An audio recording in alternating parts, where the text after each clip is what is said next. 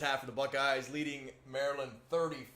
We'll get into how that took place, but man, 5 drives essentially, 5 touchdowns. We're not going to count the last drive, 18 seconds. The ball left. That doesn't count. We're going to throw that in, but C.J. Stroud again looking amazing. I mean, Maryland comes out, gets 3 on their first drive, gets on the board first. I'm sure panicked, a small contingent of Buckeye fans on Twitter. But Ohio State answered, man. They came out, had a 17-play, 88-yard drive, capped with a 2-yard Garrett Wilson pass from C.J. Stroud, make it 7-3. 17-play drive, longest since Hawaii, I think, in 2015. Don't see those often. No. 6 minutes, 10 seconds come off the clock. I think if you look at their other 4 touchdown drives, those don't add up to 6 minutes and 10 seconds. So the first scoring drive was longer than the next 4 combined. Yeah, love seeing it. Bucks would score soon after. Also in the first quarter, 5-play, 74-yard drive capped by a Trevion Henderson 4-yard rushing touchdown. Scored again to start the second quarter.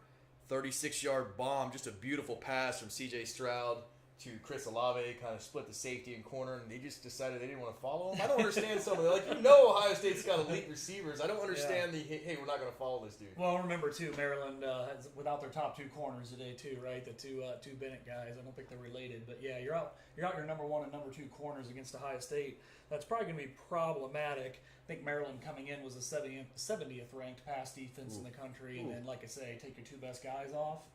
Not a good week for that to happen. Yeah, and there's some blood here too, right? I mean, let me get back to that in a second. Ohio State would get another touchdown. Well, Maryland would score, make it 21-10. Then the Buckeyes capitalized on a really, really nice kickoff return.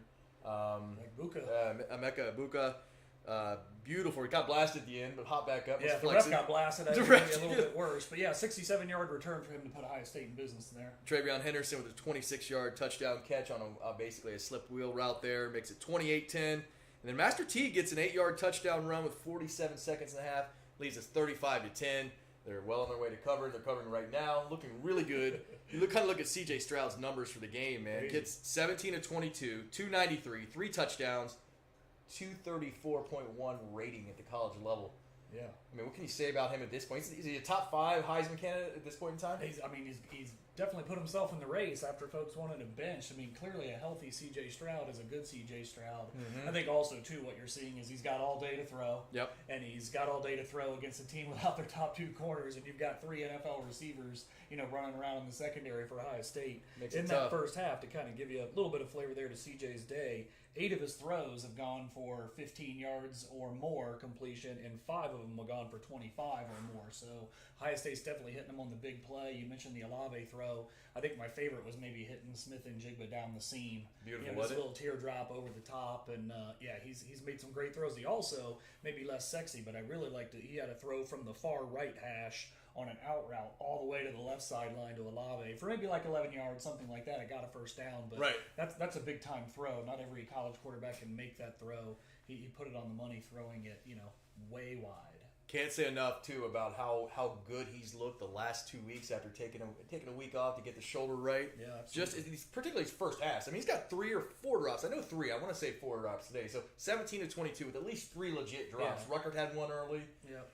And the run game's been kind of garbage today. Let's be honest. Yeah, the run game's done nothing. And again, talk about Maryland. That was the strength of their defense. They were 40th in the country, giving up about 118 yards a game coming in. Seemed like early on they were kind of loading the box a little bit, which pick your poison, right, against this team. That's an interesting strategy. But they definitely have taken away the run so far. You mentioned Trevion Henderson. Only 9 carries for 17 yards in that first half, 1.9 a pop. You got Teague over there at 8.3, right? Yeah, well, and Teague's really kind of came at the end of the half there. You mentioned with the touchdown run. I think he also maybe had like an 11-yarder on one of the first down plays within that last drive. So, yeah, not much going on the ground for Ohio State. 46 yards in the half. Which to me only magnifies what you're seeing from Stroud, right? Like going without a run game. Like in the Oregon game, there was no run game, and he couldn't, he couldn't handle that offset or that lack of offset.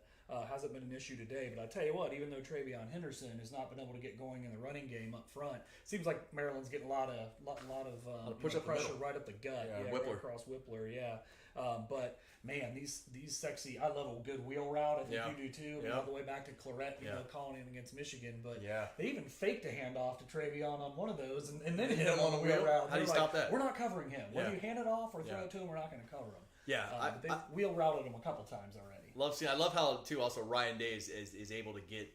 Whenever he needs a play, he's got those crossing. He's got some crossing black magic. He just pulls out. Yeah. It works like whenever he needs it, man. It's amazing to watch.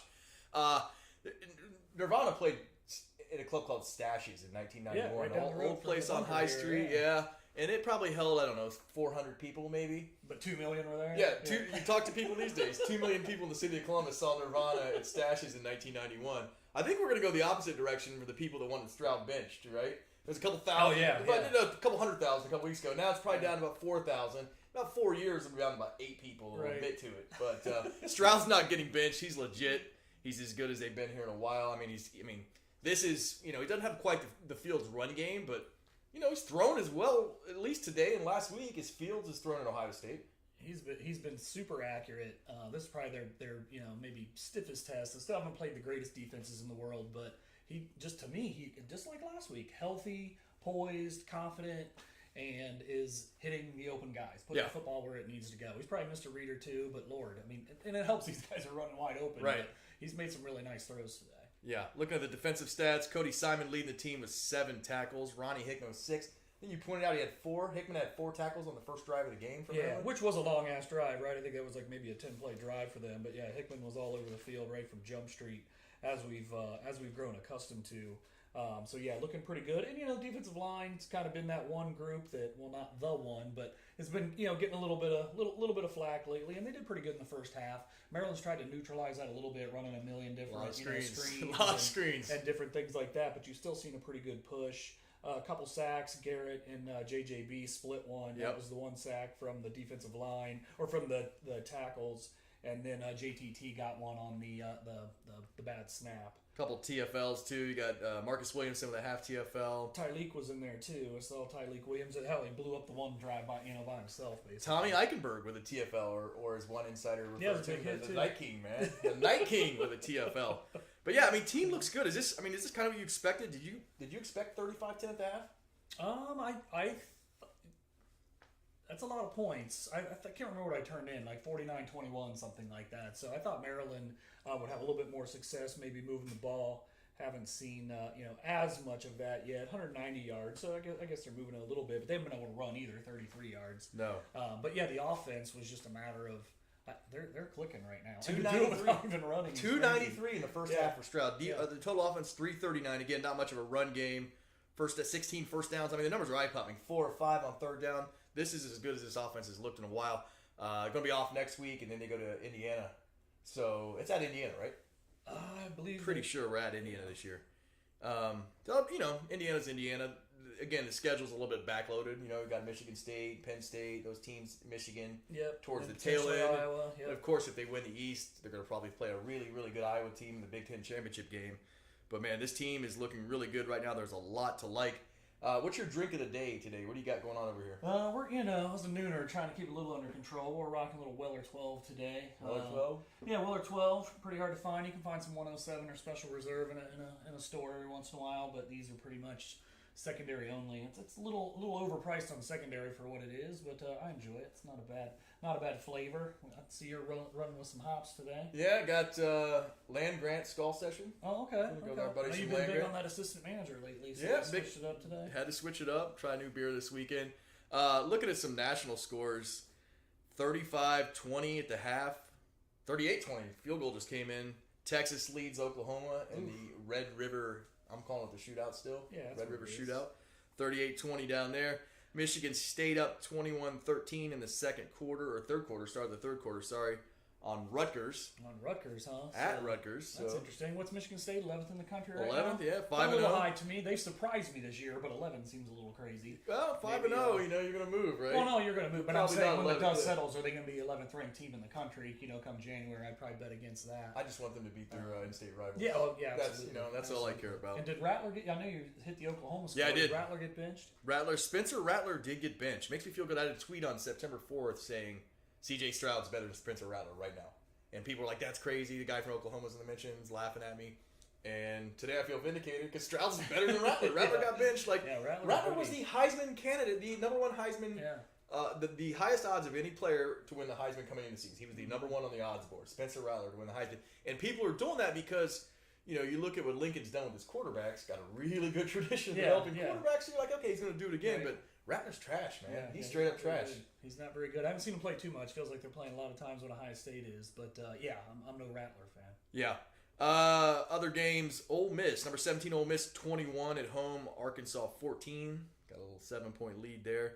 Gators blowing Vanderbilt out at home 21-0. That's at halftime. Vandy's a really, really bad team. Got some great games coming up later. Number 2, Georgia. Number 18, Auburn.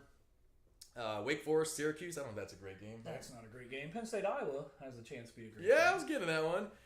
Number 4, Penn State, and number 3, Iowa, 3 p.m. or 4 p.m. Who you liking that one? I think Iowa's favored by 2. Iowa, I think 1.5 is the last I saw, and I got Iowa winning that game. I just I do as well. I think they're a home field beast team, and it's going to be tough for teams to get that W on the road. And I like Penn State. There's a lot to like with that team, but Sean Clifford, and I think his ceiling's only so high, right? Who do you got there? Yeah, same deal. Iowa at home. You and I were at the debacle, the Ohio State 55-24 or whatever it was. So I've ever since then, I'm like, yeah, game in Iowa City, like it's kind of a tough place to play.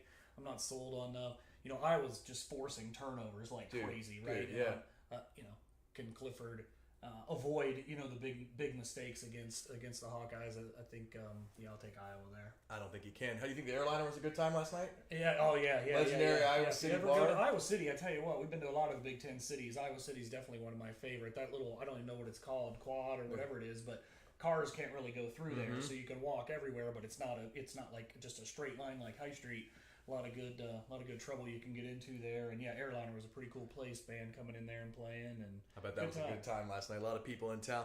7:30 tonight on ABC. Got number 9 Michigan at Nebraska, and I've got thoughts on Nebraska. I know you hate Scott Frost. I know he's not a good. I don't think he's a good coach either. But they've got 3 losses by a combined 15 or 18 points. They've been in every game they've played this year. They've won all of them. But that's not that you're saying it is, but that's not a badge of honor. Michigan favored by 2.5. You think they're? I got Michigan tonight. Yeah, until Scott Frost actually wins a game of some level of consequence. It isn't a layup. I'll keep betting against him. They lost by 3 to Michigan State in East Lansing. Mm-hmm. Beat Northwestern last week, 56-7. Now, granted, it's Northwestern, but it's also 56-7. This is not a trash team. What I'm trying to say, it's not a trash team. I guess I'm trying to talk myself into thinking they have a chance against Michigan. Yeah, I think they have a chance to get Michigan because Michigan's offense isn't necessarily going to blow the doors off of anyone. But like I said, till Scott Frost actually wins a game he's not supposed to win, kind of thing. I'll keep rolling against him. All right. Well, hey, Ohio State again leads at the half, 35-10 over Maryland. Thanks for joining us here at the 11 Warriors halftime report. We will catch you after the game for the post.